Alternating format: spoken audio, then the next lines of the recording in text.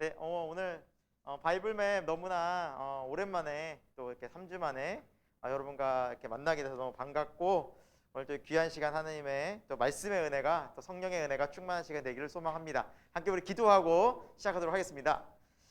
하나님 아버지, 하나님은 참 사랑이십니다. 은혜로우십니다. 자비가 한량이 없으십니다.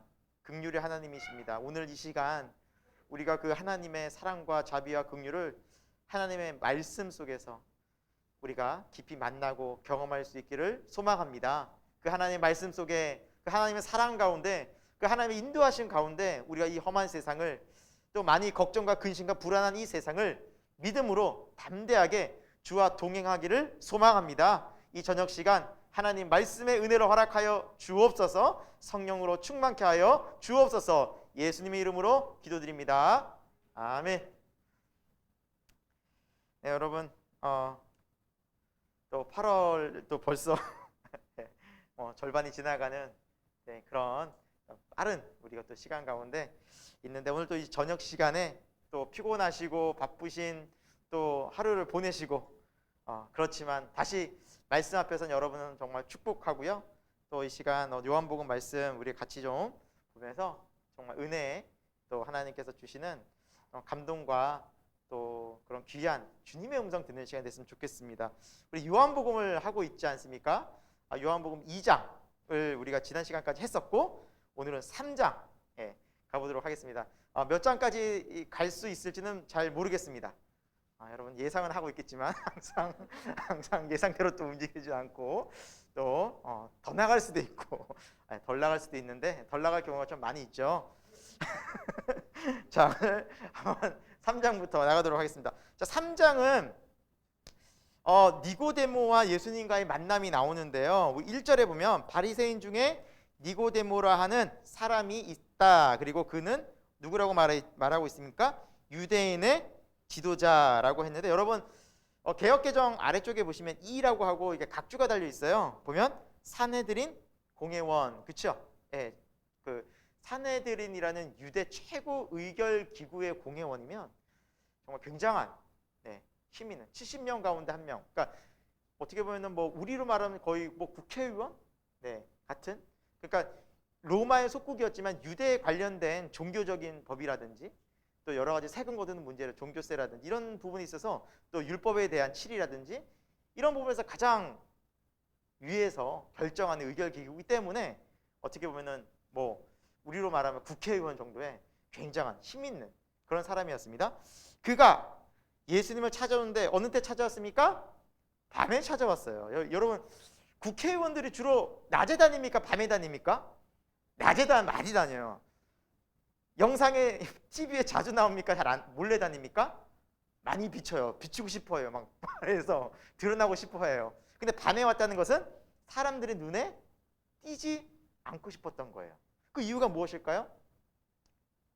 바로 구원에 대한 문제. 예수님의 말씀을 듣다 보니 자기가 알고 있었던, 율법에서 알고 있었던 것과 너무너무 달라서 궁금했던 거예요. 자, 그래서 예수님을 찾아옵니다.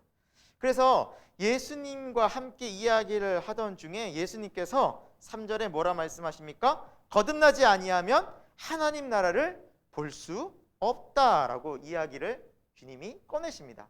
아하,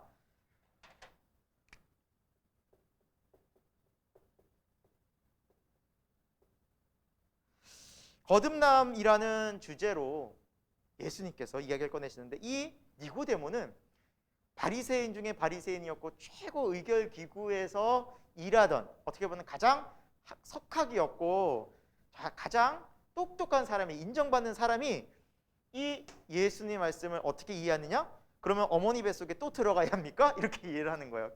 그래서 지금 육적인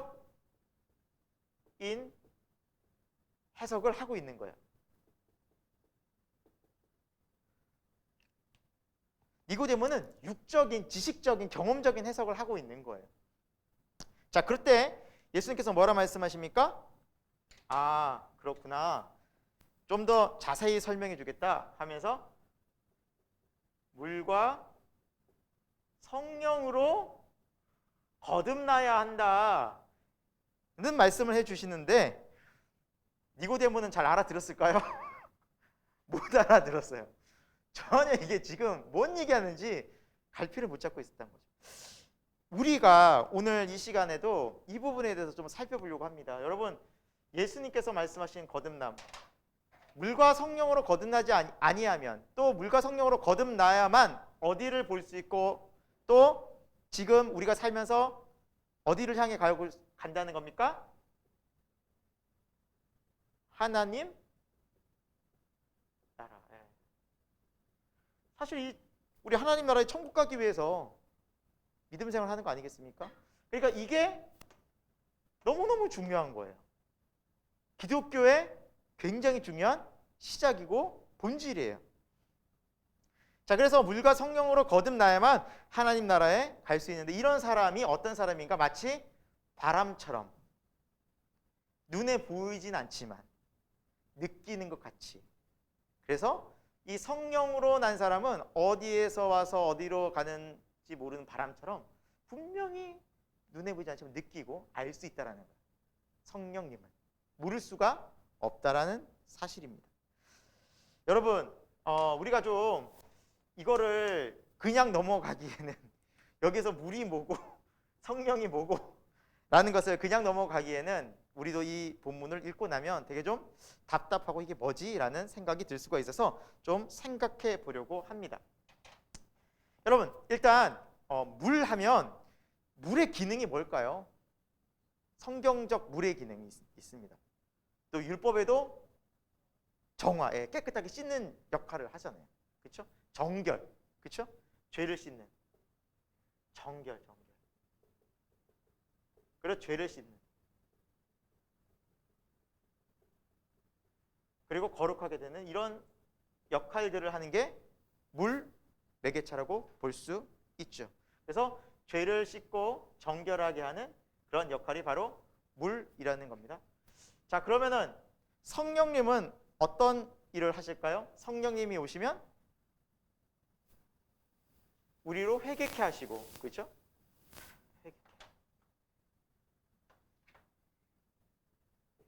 죄에서 자유하게 하시고, 그렇죠? 그리고 구원의 확신을 주시죠. 물론 구원도 주시고 확신까지도 주시는 분이 성령님이십니다. 이게 물의 역할이고 또 성령님의 의미라고 볼 수 있는데, 여러분, 그 물과 성령의 상징적인 의미가 이렇다라고 볼 수도 있고, 또한 우리가 성경에 보면 성령 세례와 예수님은 뭐로 세례를 주신 분이라 그랬어요?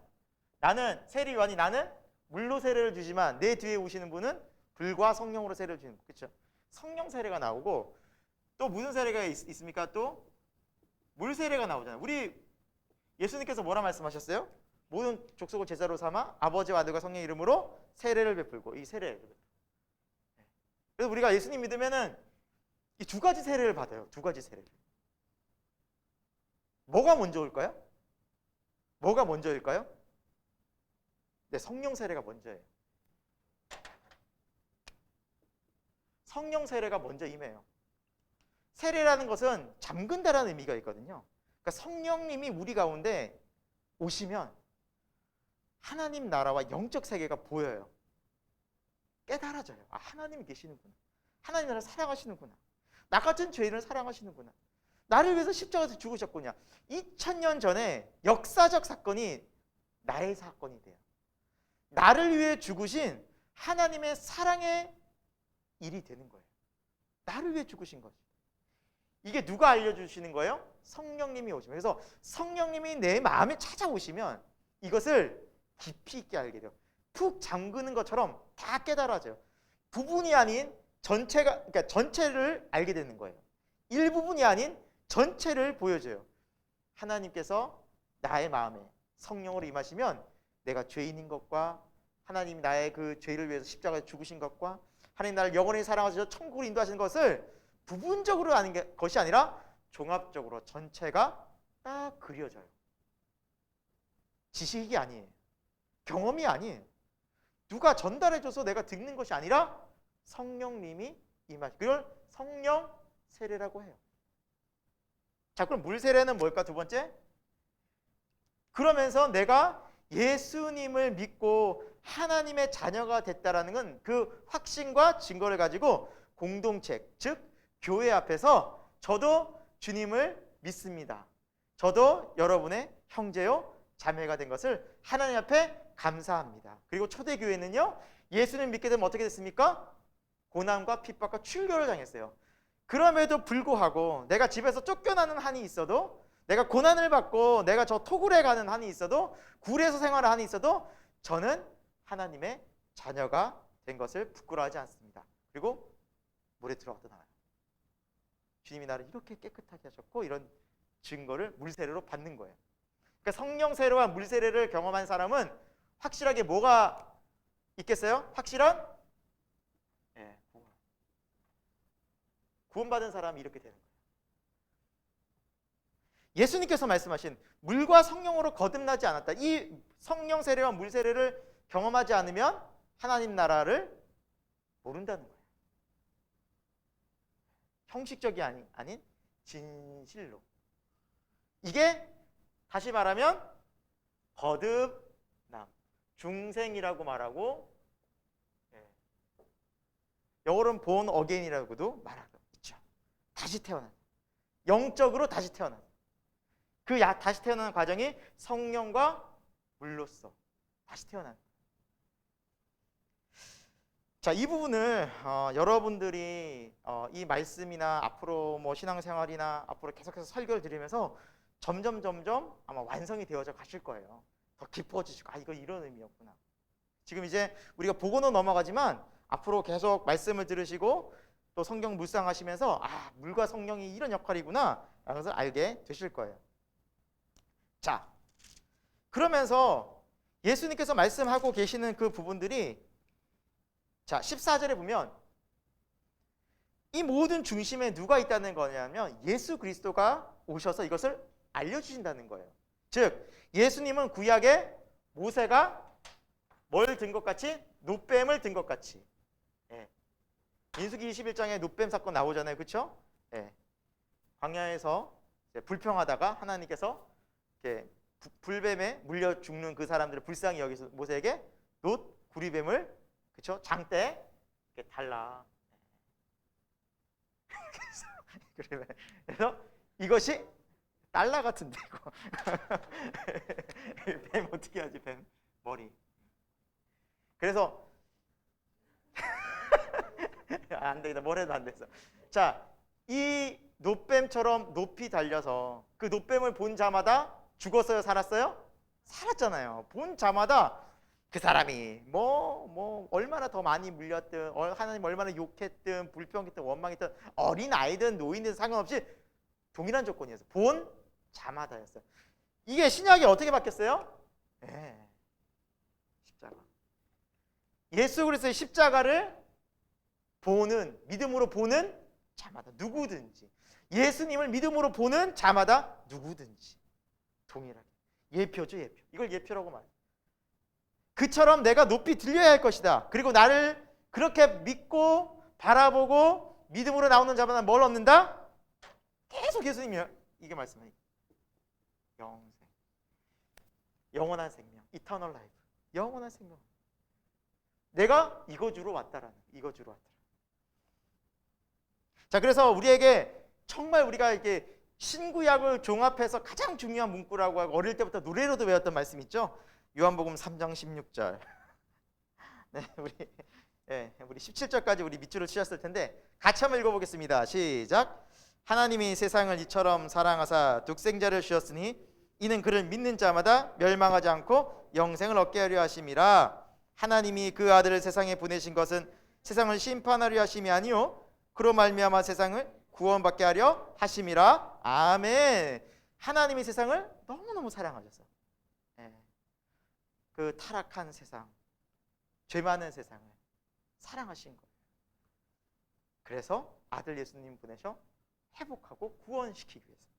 근데 그것을 누가 경험하느냐? 누구든지. 예수님을 믿음으로 바라보는 누구든지. 자, 그러면서 예수님께서는 여러 가지 말씀을 많이 하십니다. 구원과 심판에 대해서. 자, 18절에도 끝에도 보면 예수님을 믿지 아니하면 벌써 심판을 받은 것이다. 이게 무슨 의미일까요? 그 사람은 심판 가운데 있고 이미 계속해서 심판으로 이어지기 때문에 현재도 심판, 끝에도 심판. 그러니까 그 길 잘못된 길로 가면 결국에는 잘못된 목적지에 다다르듯이 이미 심판의 길로 가고 있는 거예요. 이미 심판받은 거나 다름이 없다는 말씀이죠. 예수님이 아니면, 그 길이 아니면 구원의 길이 없기 때문이죠.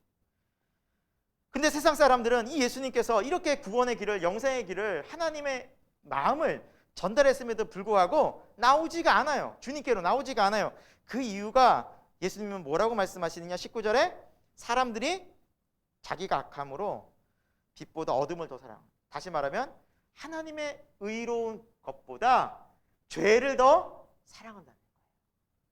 사람들의 마음에 죄를 더 좋아하는 마음이 있는 거예요. 죄를요 좋아해요. 사람들이 좋아하니까 짓겠죠. 그걸 찾는 거예요. 사람들의 속성에 죄를 좋아하고 하나님의 의를 싫어하고 미워하는 거예요. 왜 그럴까요? 예수님은 이렇게 말씀하고 있죠. 20절 끝에 그 행위가 드러날까 함이라. 자신의 잘못된 행위가 드러날까 함이라. 사실은 구원은요, 자신의 잘못된 행위가 드러나야 죄인인 것이 고백이 되고 구원의 은혜가 임하는데, 내가 이거 드러나면, 나 죄인인 것이 사람들에 밝혀지면 내 좋은 이미지가 망가져. 나 그런 사람 되고 싶지 않아. 나 포장해서라도, 감춰서라도 나 이런 사람으로 살고 싶어. 안은 다 썩어 있는데 나 그런 사람 아닌 척, 깨끗한 척 그렇게 포장하고 사는 거예요. 주님이 그걸 다 아시는 거예요. 그 마음을 보시니까, 그 사람 속을 다 보고 계시니까. 그러니까 사람들의 마음에 그런 마음이 있었다라는 거죠. 사랑하는 여러분, 여러분은 빛 가운데로 나오기를, 진리 가운데 나오기를 소망합니다. 예수님을 만난 사람은 빛 가운데로 나오는 사람이고, 죄인임에도 불구하고 그 죄를 있는 그대로 주님 앞에 나와서 고백하면서 주님이 나를 용서해 주셔서 정말 이 옛사람이 아닌 새 사람을 입는 거룩한 삶이 바로 구원의 영생의 삶 아니겠습니까? 예수님이 그것 때문에 오신 거예요. 자, 그리고 그 다음 22절부터 보면 예수님의 제자들과 세례 요한의 제자들이 이렇게 세례를 베푸는 이제 장면이 나오는데, 예수님께로 많이 몰리니까, 예수님의 그 제자들 쪽으로 많이 몰리니까 반대로 요한의 제자들이 상대적으로 약간 이제 경계 혹은 경쟁에서 우리가 좀 진다. 전에는 우리가 더 셌는데 예수님 쪽으로 가네? 인간적인 마음에 우리 세력이 약해지면 굉장히 기분 안 좋잖아요. 그래서 이게 질문을 하게 되죠. 세례 요한한테. 그러자 세례 요한이 어떻게 얘기합니까? 30절에 그는 흥하여야 하겠고 나는 쇠하여야 하리라. 왜 그래요? 나는 오실 구원자 메시아의 앞에서 예수님이 오십니다라고 외치는 사람일 뿐이다. 그러니까 세례 요한이 굉장히 겸손한 사람이었어요. 진짜 자기 정체성을 분명히 알고 하나님 나라를 위해서 진짜 충성하던 사람이었어요. 욕심이 진짜 없었죠. 자기 생각과 자기 이기심에 빠진 사람이 아니었죠. 그게 세례 요한의 삶이었습니다. 우리가 참 보고 배웠으면 좋겠습니다. 주님을 위해서 기꺼이 자신이 희생하는 거예요. 나는 나 사줘도 돼. 내 이름은 없어져도 돼. 누구만 높이면 예수님. 뭐 이런 목회자만 우리 한국에 있다면, 우리 한국 교회 진짜 이런 교인들이 교회에 많다면 우리 한국 교회 소망이에요. 저와 여러분이 그런 사람이 됐으면 좋겠습니다. 딴 사람 바라보지 말고 우리가 그런 사람 되면 안 되겠습니까? 그렇죠? 우리가 되면 되잖아요. 그렇죠? 자, 하늘로부터 오시는 이 예수님은 하늘로부터 오신 분이다라는 말씀을 해줍니다. 그런데 예수님이 어떤 존재이냐? 하나님의 말씀, 뜻을 그대로 전하고 성령을 부어주시는 분이라고 표현하고 있어요. 그러니까 예수님은 하나님 아버지의 뜻을 그대로 전하고, 그리고 성령님을 우리에게 부어주시는 분이다. 그러니까 예수님의 역할이 너무너무 중요했죠. 예수님만이 안 오셨다면 우리가 하나님 말씀을 잘 알 수도 없었고, 무슨 수로 알겠어요? 서기관과 바리새인들한테 배워봤자 거기에 하나님의 마음이 어떻게 알겠습니까? 구원이 거기에 어떻게 우리가 알 수 있을까? 예수님이 오셔서 안 거예요. 이것도 다. 그리고 예수님 오시니까 성령님도 보내주신 이거 하나님의 뜻과 계획이었죠. 자, 36절에 너무나 귀한 말씀을 해주십니다. 하나님의 아들을 믿는 자에게는 뭐가 있어요? 영생이. 믿으면 영생이 주어집니다. 뭐 다른 행위가 아니에요. 뭐 깨달아야 되고 뭐 성경을 구약을 외워야 되고 이게 아니라 믿으면 영생이 주어지는 거예요. 영원한 생명이 하나님 나라가 이제 열리기 시작하는 거예요. 그러나 하나님의 아들 예수님께 순종하지 아니하는 자는 반대로 영생이 없고 영원한 파멸과 심판만이 남아요. 그러니까 두 가지 길밖에 없다는 거예요. 세상에는 믿는 자와 믿지 않는 자, 우리 안에 영생이 있는 자와 영생이 없는 자, 거듭난 사람과 거듭나지 않은 사람. 하나님 보시기에 다 하는 거예요. 세상에 이 두 부류밖에 영적으로 보면 없다라는 사실입니다.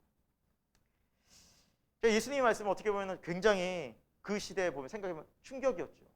그리고 특히 서기관과 바리새인들, 대제사장들은 지금 우리 보고 뭐야? 심판받을 거라는 거야?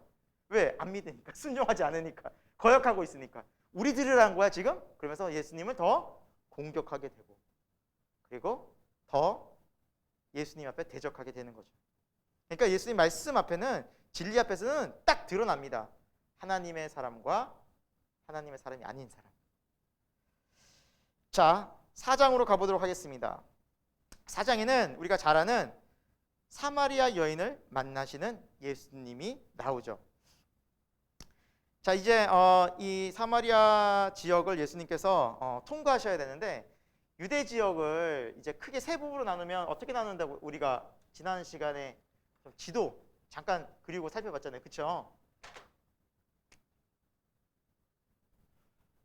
위에는 무슨 지역입니까? 갈릴리. 여기 무슨 지역입니까?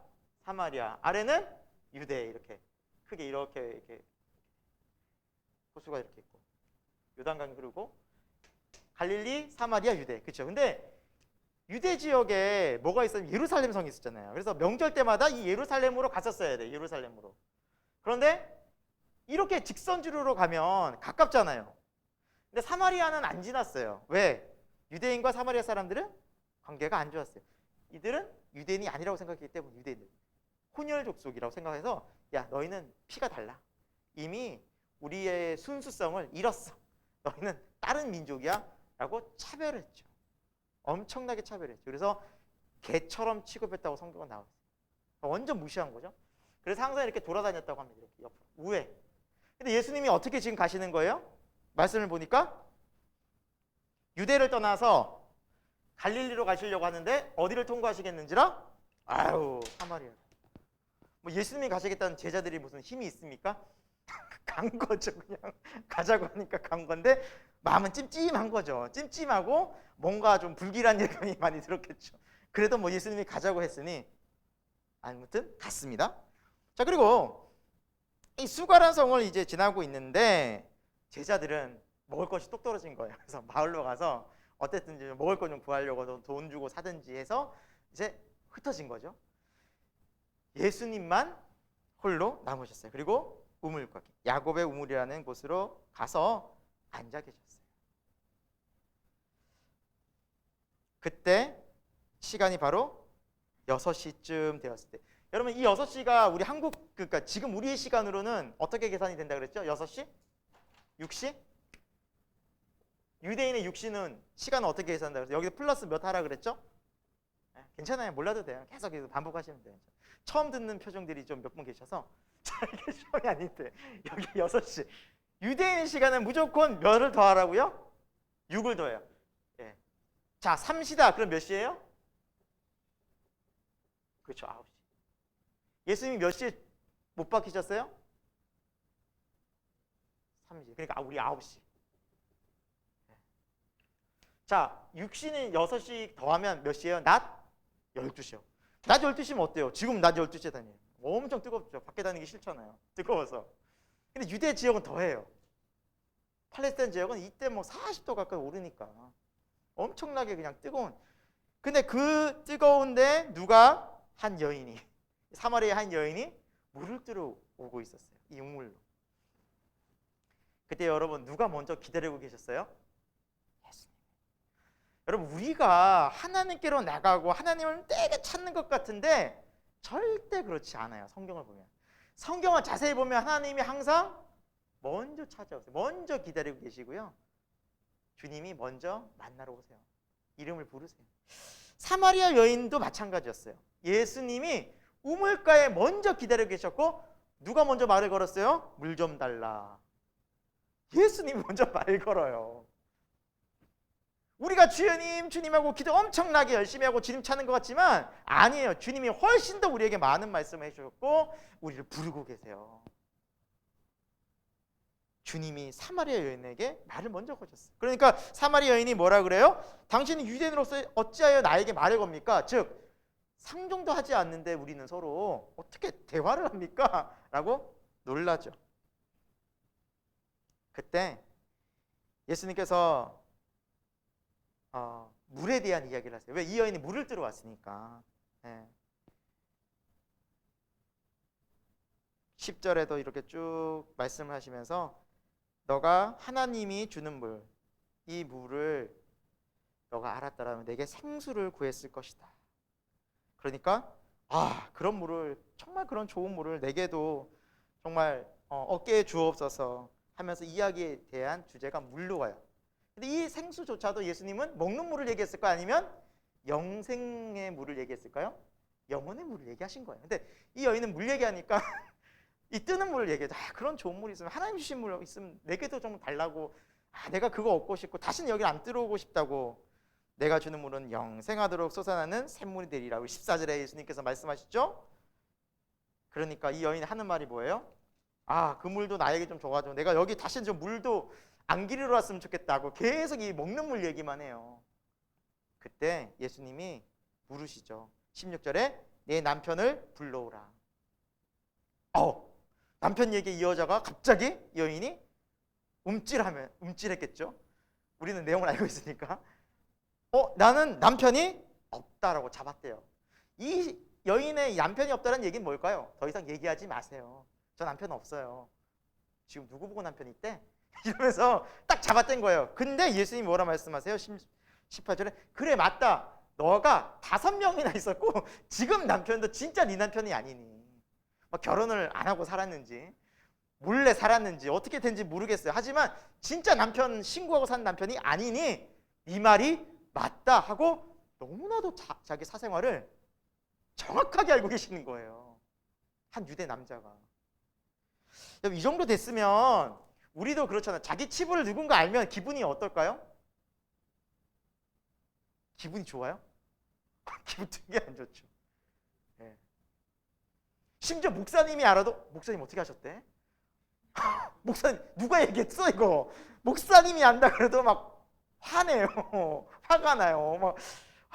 목사님 저렇게 다 알면 날 어떻게 볼까 막 하면서. 그런데 여러분 우리의 치부나 우리의 연약함과 우리의 죄가 누군가 알게 됐을 때 기분이 우린 절대 좋지 않거든요.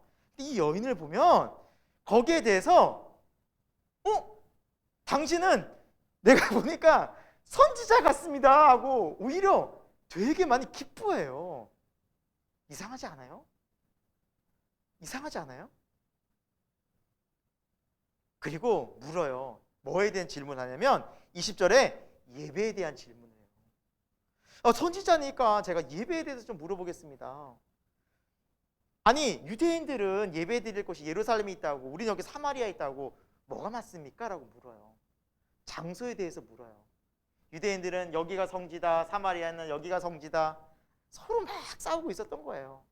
근데 예수님은 뭐라고 말씀하십니까? 자, 21절에 여자여 내 말을 믿으라. 이 산에서도 말고 예루살렘 성에서도 말고 아버지께 예배할 때가 이를 것이다. 그래서 여러분 아마 때라는 단어에 밑줄을 많이 치셨을 거예요. 예배 때, 예배 때, 예배 때. 예배는 장소가 중요한 것이 아니라 언제 어디서 어떻게 드리든 그 순간 어떤 마음으로가 중요한 것이다.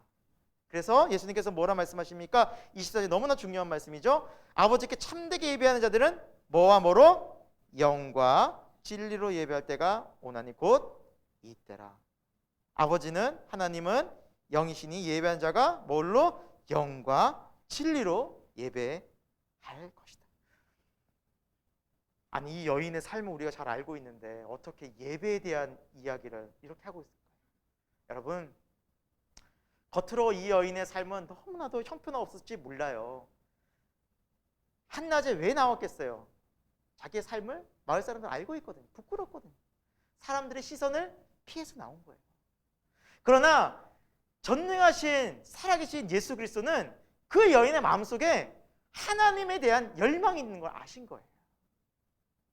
예배하고 싶고, 위로받고 싶고, 찾고 싶고, 내 영적인 목마름을, 내 이제 육신의 모든 이 어렵고 공고한 삶들을 어디에서 해결받을 때도 답답한, 하나님은 여기 있다 저기 있다 하는데 도대체 어디 가서 만나야 되는지도 모르겠고, 그 답답함을 세상으로 풀려고 했는데 세상에선 답도 안 나오고, 그 공고한 마음을 누가 하신 거예요? 예수님. 그래서 살아계신 주 예수 그리스도를 만나면 우리의 치부가 드러나도 그 치부가 절대 부끄럽지 않아요. 오히려 너무너무 감사하고 감격스러워. 왜? 그거를 감싸 안아주시거든요. 이해하시거든요. 공감하시거든요. 긍휼히 여기시거든요. 그러니까 여러분도 그런 경험 많이 보셨을 거예요. 교회에서 기도하시고 혹은 예배 때나 내가 죄를 고백하고 내 마음을 막 힘든 내 마음 토로하는데 감사가 밀려오고 감격이 밀려오고 주님의 막 위로가 느껴질 때, 여러분 그런 토로나 그런 죄를 친한 친구와 누구한테 얘기한다고 생각해 보세요. 진짜 상상도 하기 싫은 일이 벌어질 수 있어요. 끔찍한, 그 사람이 날 안 볼 수도 있어요. 심지어. 하지만 주님께 토로하면 마음이 어때요? 너무나 위로가 되는, 격려가 되는 거예요. 소망이 되는 거예요. 새 힘을 얻는 거예요. 그분이 우리의 창조주고 우리를 사랑으로 만드신 예수 그리스도. 이 여인은 그 예수 그리스도, 나를 만드신 창조주 메시아를 눈앞에 맞이하고 있는, 이 여인은 몰랐겠지만 그 예수님께서 비춰주시는 그 사랑의 빛을 받고 있었던 거예요. 그러니까 그것을 자기 치부를 드러내도 전혀 부끄럽지 않았던 겁니다. 그리고 이 여인이 25절에 물어요. 뭐라 얘기해요?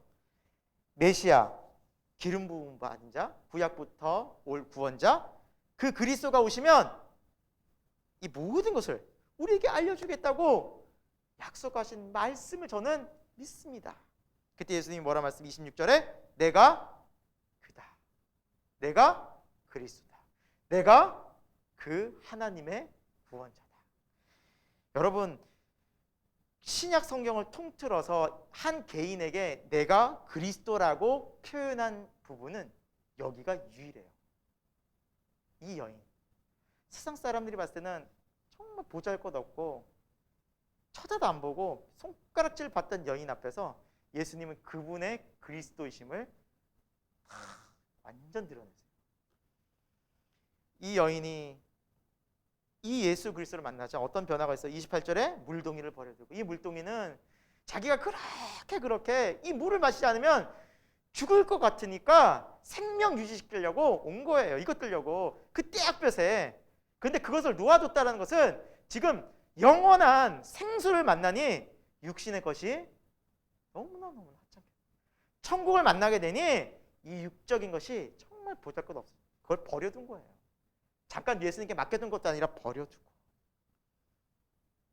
마을로 달려간 거예요. 이 마을은 어떤 마을이에요?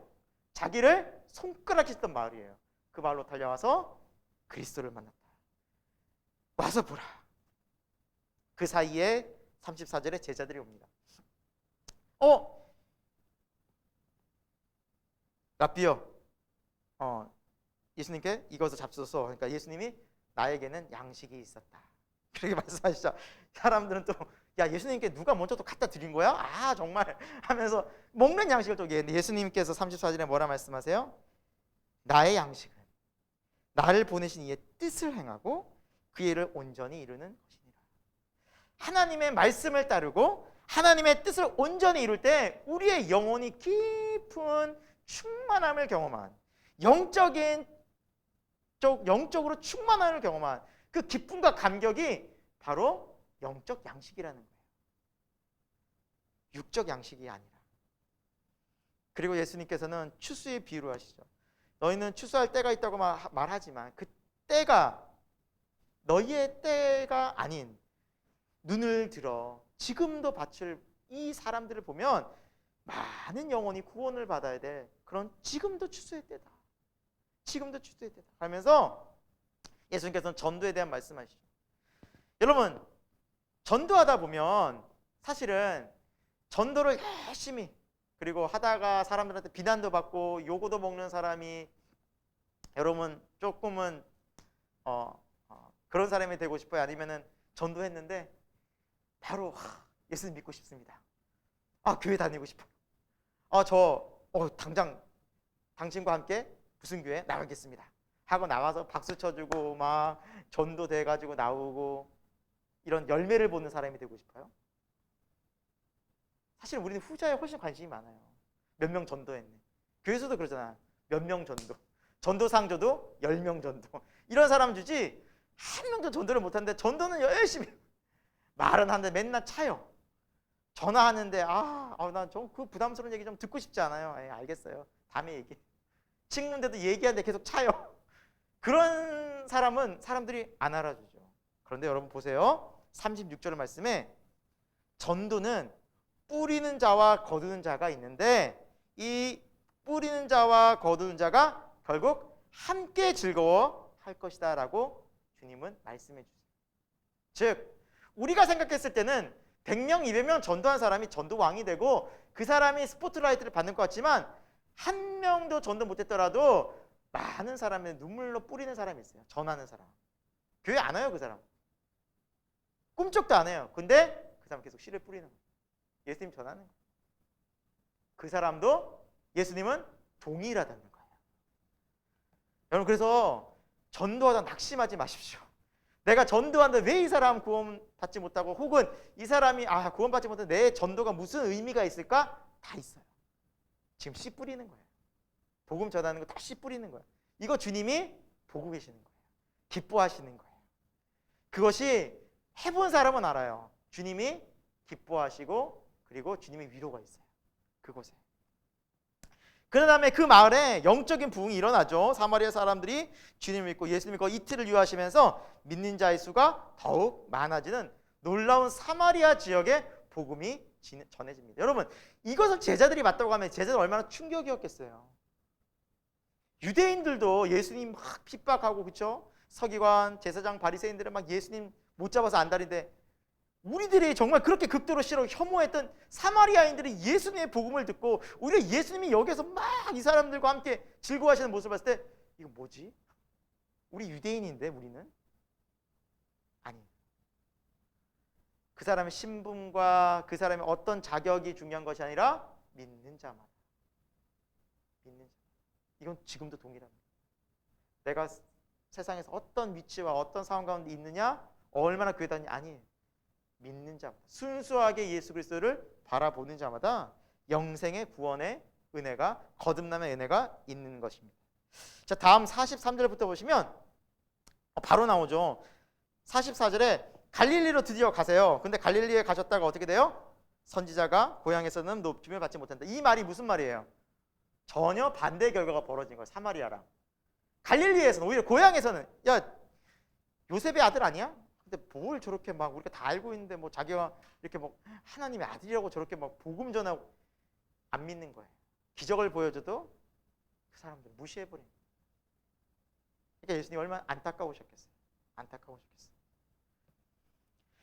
그리고 46절에 갈릴리 가나란 지방에 이르는데 그곳에 왕의 신하 한 명이 나타나요. 자기 아들이 병들어서 살리려고. 근데 이 갈릴리 지역의 왕이 누구였습니까? 헤롯 안디바였어요. 헤롯 안디바의 신하가 자기 아들이 병들자 예수님께 나서 살려달라고 나와요. 그런데 예수님이 모시고 빨리 가려고 하는데 예수님이 뭐라 그러냐면 50절에 가라 내 아들이 살아있다. 아니 지금 아들 살리러 왔는데 예수님 모시고 가서 예수님이 안수를 하든 말씀을 하든 손을 잡아 일으키든 예수님 모시고 가야 되는데 예수님이 뭐만 지금 하시는 거예요? 말씀만 하시는 거예요, 여러분. 아들은 저 멀리서 지금 엄청나게 먼 거리에서 죽었는지 살았는지 몰라요. 숨 쉬고 있는지 안 쉬고 있는지. 바로 직전까지 그 죽음에 꿀딱꿀딱 하는 그 죽음의 경계선에 있는 아들 보고 왔는데 갑자기 이 아들이 뭐 했다? 살아있다. 말이 안 됐는데 어떻게 했다고요? 50절 마지막에 이거예요. 말씀을 믿는 자에게 기적이 일어나요. 믿는 자에게 기적이 일어나요. 갔어요, 진짜. 그 말씀대로 될 것을 믿고 간 거예요. 여러분, 현실적이고 이성적이고 합리적인 사람은 그걸 안 믿었을 거예요. 아, 예수님 오셔야죠. 지금 말씀한다고 살아는 예수님이 안수하셔야죠. 제 아들 자꾸 일으키셔야죠. 이렇게 얘기 충분히 할 수 있었는데 말씀 듣고 뭐 했어요? 믿고 가니라. 자, 그리고 가는 길에 종들이 오는 것을 만나죠. 그리고 52절에 낫기 언제부터 회복됐냐? 그러니까 어제 7시입니다. 생각해 보니까 그 시각이 어떤 시각이었겠어요? 생각해 보니까 예수님이 내 아들이 나았다. 그 말씀하신 때를 알고 53절에 온 집안이 다 믿게 되었다. 말씀의 기적은 우리가 믿을 때 나타나는 거예요. 오늘도 예수님이 수많은 말씀을 하시잖아요. 여러 말씀이 있잖아요. 이게 내 말씀으로 믿어졌어요. 근데 이 믿음은 눈으로 보이는 게 아니잖아요. 나타난 것을, 그렇게 될 것을 믿는 거잖아요. 이미 마음속에 될 것을 믿고 가잖아요. 믿음이에요. 이게 믿음이에요. 자, 5장으로 가봅니다. 5장에는 이제 명절, 1절에 보면 명절이 되어 이게 6월절을 말합니다. 그래서 이 6월절에 예수님께서 또 예루살렘에 방문하시죠. 그래서 여기 요한복음에 6월절 명절이 총 이제 4번 나오는데 그래서 3년간의 공생이라고 이야기를 하죠. 한 번, 두 번, 그러니까 하나, 둘, 셋, 넷, 하나, 둘, 셋. 그래서 4번이에요. 그 사이가 한 번, 두 번, 세 번이니까 6월절에 4번 있어야겠죠. 이해되세요 혹시?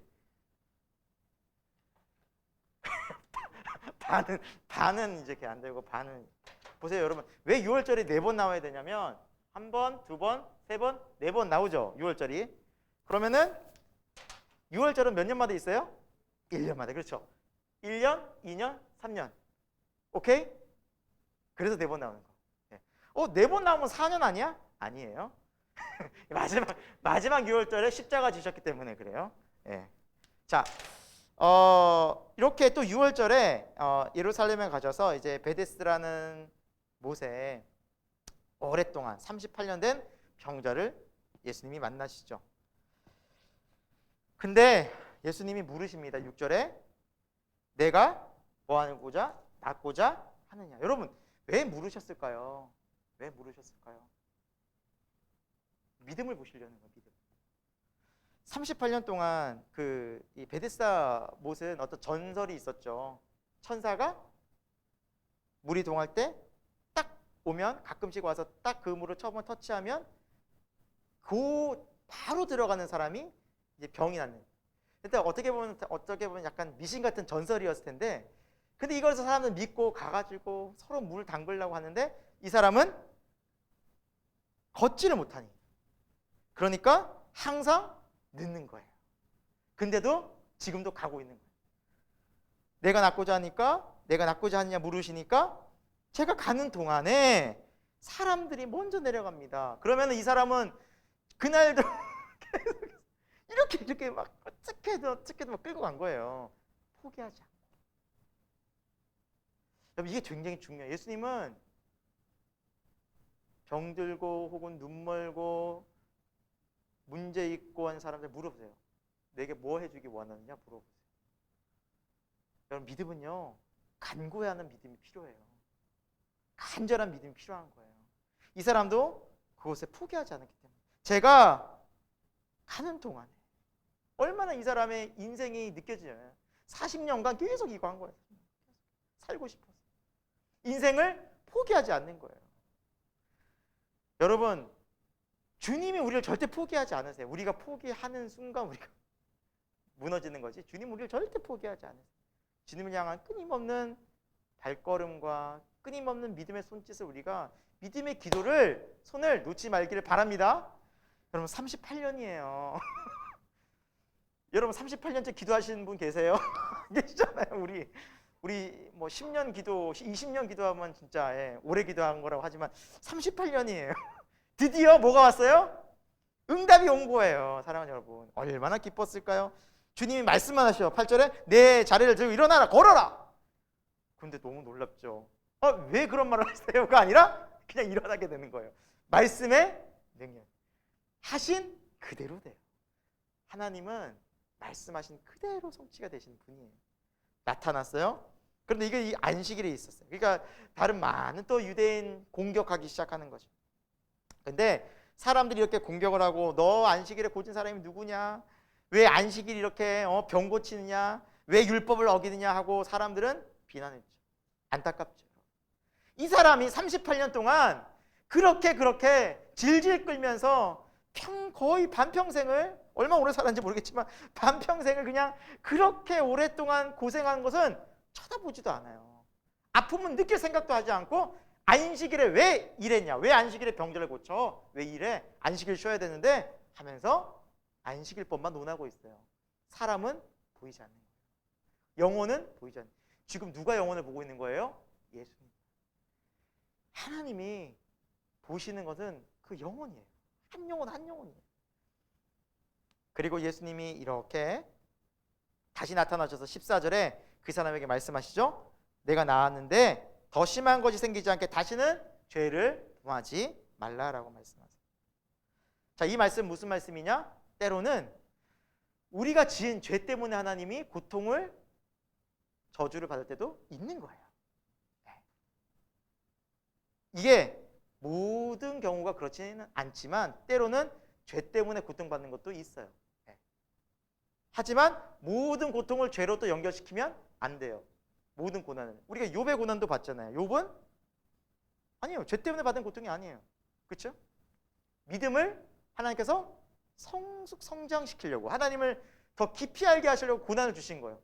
그러니까 우리는 여러분 고난과 어려움일 때 이 두 가지 케이스를 같이 볼 줄 알아야 돼요.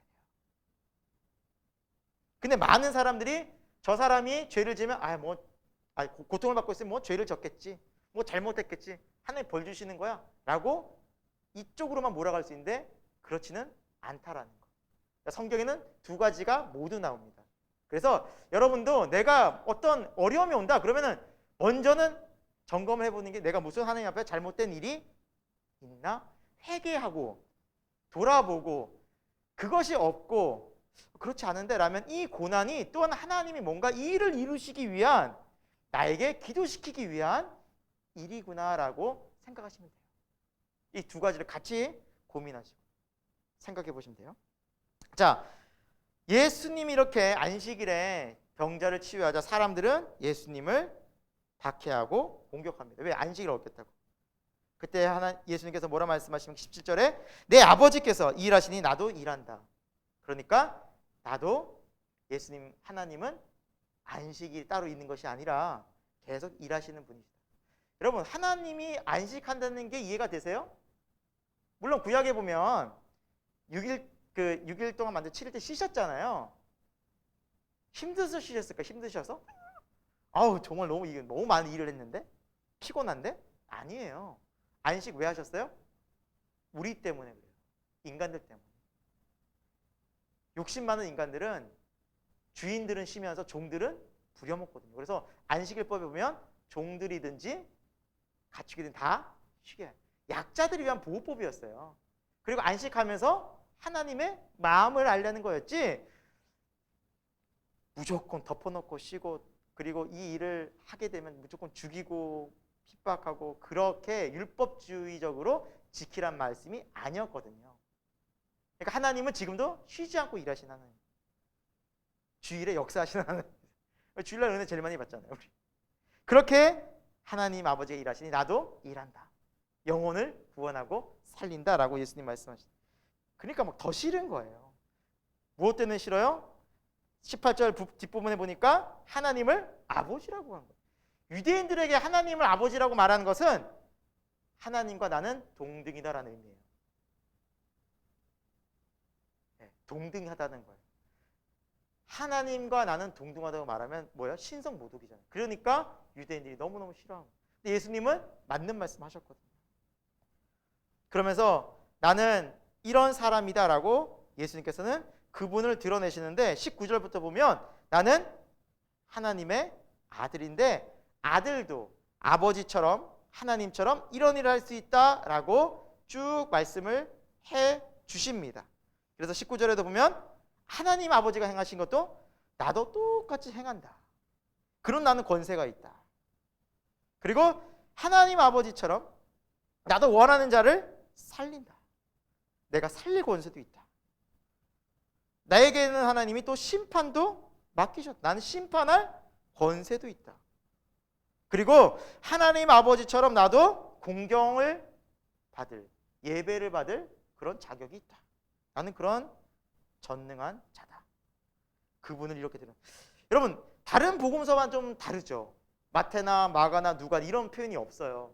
근데 요한은 저번에도 말씀드렸다시피 예수님이 살아계실 때 그 예수님의 모습을 직접 본 사람들이 거의 다 죽고 예수님이 누구냐에 대한 굉장히 많은 여러 가지 이단들과 잘못된 사상들이 많이 있으니 예수님은 하나님의 아들이시다라는 것을 신성을 또 많이 강조했어요.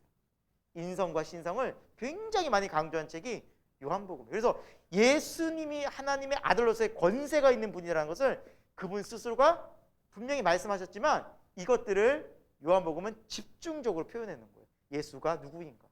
예수가 진짜 하나님의 아들이 맞나? 직접 그분의 입술로 말씀하신 내용이니 거짓일 수가 없겠죠. 그리고 24절에 우리가 잘 아는 말씀이죠. 이렇게 말씀하시죠. 내가 진실로 강조하시는 거죠. 너에게 이르노니 내 말을 듣고 또 나 보내신 이를 믿는 자는 영생을 뭐 했고? 영생을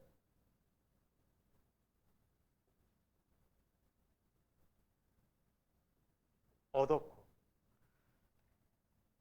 심판에 이르지 않겠고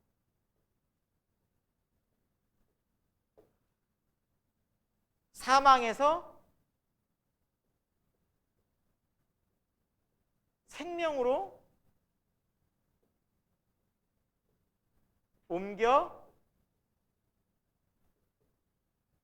옮겨졌다라는 너무나 놀라운 복음의 말씀을 해주시죠. 여러분 영생은요 이미 얻은 거예요.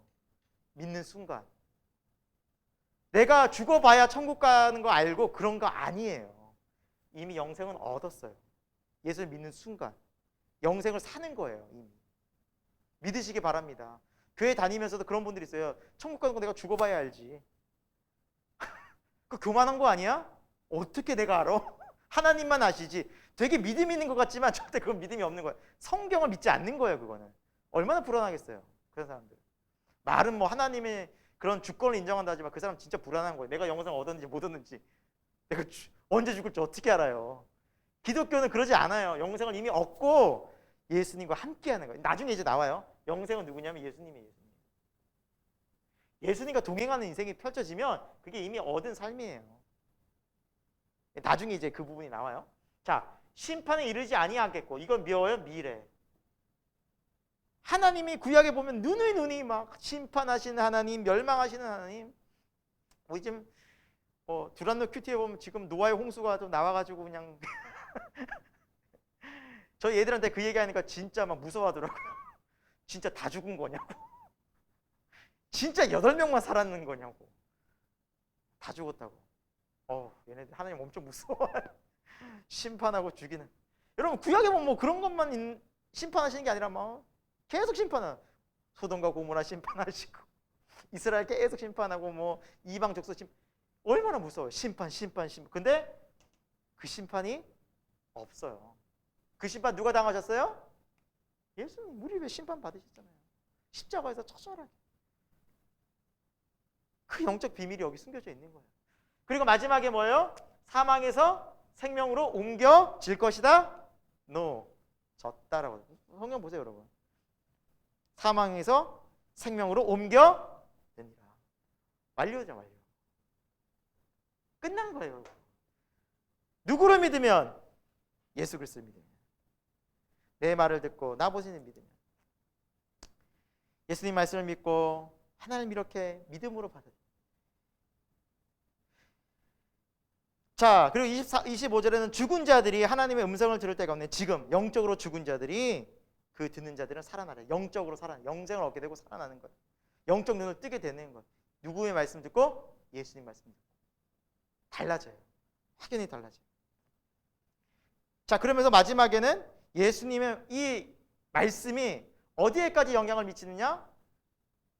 마지막에 무덤 속에 있는 자들도 다, 죽음 이후에 있는 모든 사람들도 예수님의 음성 듣고 선한 일을 행한 자는 생명의 부활로, 악한 일을 행한 자는 심판의 부활로 나오리라. 성경에 말씀하는 부활은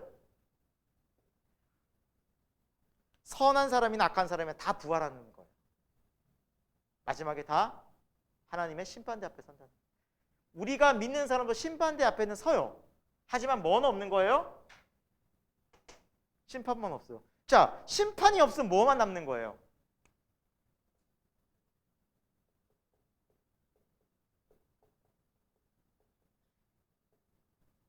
상급과 칭찬만 있는 거예요. 그러니까 이 비밀을, 영적 비밀을 아는 사람은 빨리 천국 가고 싶은 거예요. 바울이 그랬잖아요. 난 빨리 가고 싶다. 근데 왜 못 간다고요? 니들 때문에 못 간다. 너희들 교회 때문에 못 간다. 너희가 아직 믿음이 연약하고 아직도 이렇게 예수 그리스도를 이렇게 잘 못 믿고, 내가 너희 생각할 때 마음이 너무 안타까워서 난 빨리 가고 싶은데, 이거 주님 만나서 이거 받고 싶은데 못 간다. 우리는 이러니까 기다려지는 거예요, 여러분. 상 받고 주님 우리를 잘했다 칭찬해 주시고 기뻐 받아주시는 주님이. 전 가끔씩 우리 성도들이나 우리 옆에 분들한테, 신앙생활 사람한테 물어요. 주님 만나고 싶습니까? 그러면 아직은 노 아직은 안 돼요, 목사님. 좀 더 제가 아직 한 게 없어요. 계속 읽고 있어요. 그래서 여러분, 우리가 정말 잘 믿어야 되고요. 그리고 여러분, 우리가 주님 뜻 가운데서 순종하고 산 거 있어요. 주님 다 알고 계시고 기억하고 계세요. 여러분이 참고 눈물 흘리고 인내하며 그거 다 알고 계세요. 기억하고 정말 주님이 우리를 그렇게 기뻐 받아주신, 그렇죠? 그래서 그 기쁨의 장소가 천국이에요. 달란트 비유 마지막에 예수님 뭐라 말씀하세요? 나와 함께 기쁨의 잔치에 참여하자. 그거예요. 천국은요, 기쁨 그 자체예요. 그냥 기쁨 그 자체. 자, 하여튼 그 생명의 부활이 우리를 기다리고 있다라는 진리를 우리에게 말씀해 주셨고요. 그리고 자, 예수님이 누구신가? 그것만 좀 보고 우리 마치도록 하겠습니다. 39절입니다. 자, 너희가 이 성경에 대해서 계속해서 영생을 얻고 싶고 구원을 얻고 싶고 그래서 연구하고 성경에 대해서 막 배우고 알고 싶어 하는데, 자, 이 성경이 곧 누구에 대한 증거다? 나에 대한 증거다. 여기서 성경은 구약이겠죠, 그렇죠? 구약의 모든 예언은 누구에 대한 거예요? 나에.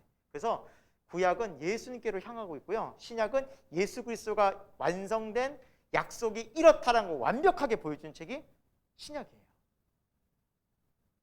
그러니까 신구약의 중심은 예수 그리스도를 통해요. 그래서 예수님을 바르게 우리가 알지 못하면 절대 성경이 안 보여요. 예수님이 알게 되고 예수님이 누군지 알면 구약과 신약이 잘 보여요.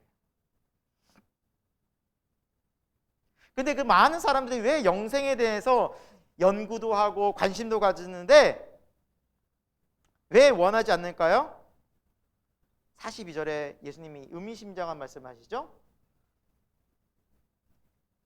사람들의 마음속에 뭐가 없다고요? 사랑이 없대요. 누구에 대한 사랑? 하나님에 대한 사랑. 여러분, 우리도 진짜 사랑하게 되면요, 누군가를 진심으로 사랑하면 그 사람의 이야기를 듣죠. 나 당신 정말 사랑해. 저 같은 경우는 목사니까 우리 성도님들 사랑합니다 말은 하는데, 성도님들이 찾아오고 얘기하는 내 할 일 하고 있고 뭐라고요? 지금 방금 뭐라 그랬어요?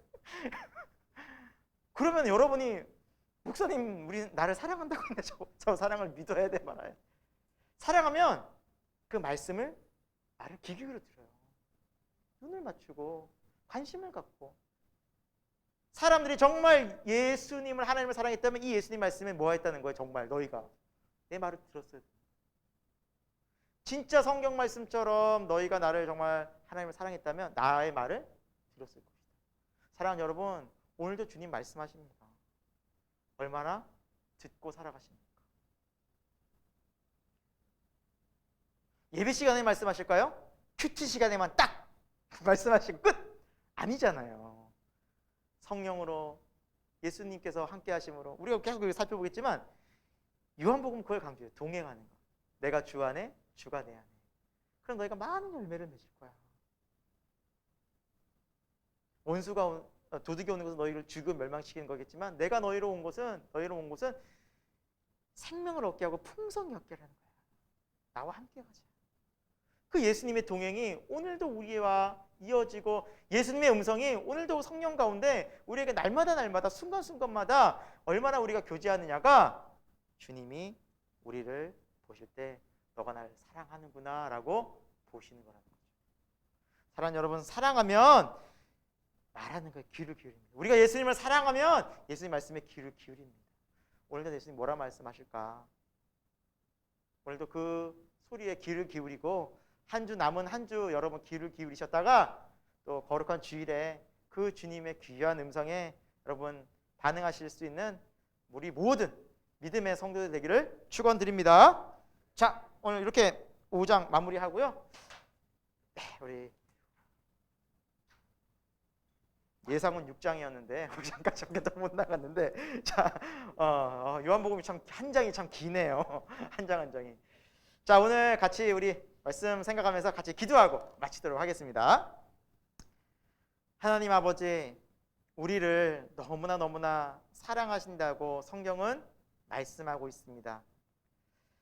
그래서 하나님은 우리를 찾아오셨고 만나 주셨습니다. 오늘 말씀 속에서 니고데모를 만나 주셨고 또 사마리아의 한 여인을 만나 주셨습니다. 38년간 오랜 동안 누워만 지내던 베데스다 목가에 그 사람을 만나 주셨습니다. 우리 주님은 지금도 한 영혼 한 영혼을 사랑하시고 우리를 만나 주시고 우리를 사랑으로 지켜보십니다. 하나님, 이제 우리의 눈이, 우리의 마음이, 우리의 시선이 예수 그리스도께로 점점 조금씩 더 깊이 향해 갈 수 있는 믿음 되게 하여 주옵소서. 주님과 더 깊이 눈 맞추고 주님의 음성에 더 귀를 기울이고 그래서 살아계신 하나님의 말씀 속에서 이 세상을 담대하게 주님과 함께 믿음으로 찬송하며 기뻐하며 감사하며 걸어가는 우리 모든 주님의 성도들 될 수 있도록 인도하여 주옵소서. 예수 그리스도 이름으로 기도드립니다. 아멘. 감사합니다. 수고하셨습니다. 네.